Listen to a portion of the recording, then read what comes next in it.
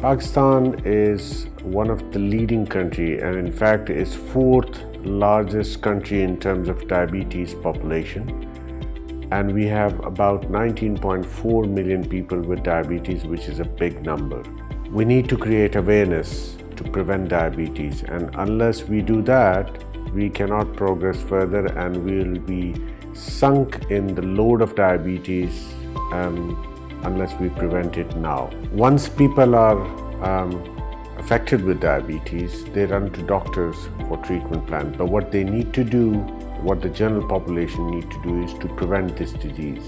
One of the few major steps which one can do to prevent diabetes are very basic, and that is what we call is a basic lifestyle changes. First of all, if somebody is smoking, they need to quit smoking, because smoking is one of the bigger risks for insulin resistance. The second important part is to avoid high carbohydrate load meals.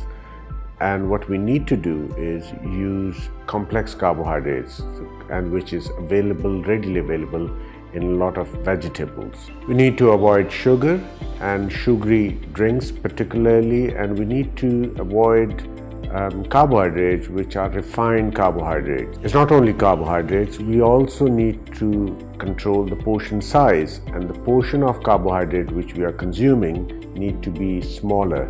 We need to ensure that for beverages, we need to use water rather than sugary drinks, because the calories again is one of the biggest risks for consumption and for the risk of developing diabetes. We need to take foods which are high in fiber. They are good for glycemic index, because the higher fiber content of a food, the lesser the glycemic index will be, and it is also beneficial as a part of healthy diet for the gut.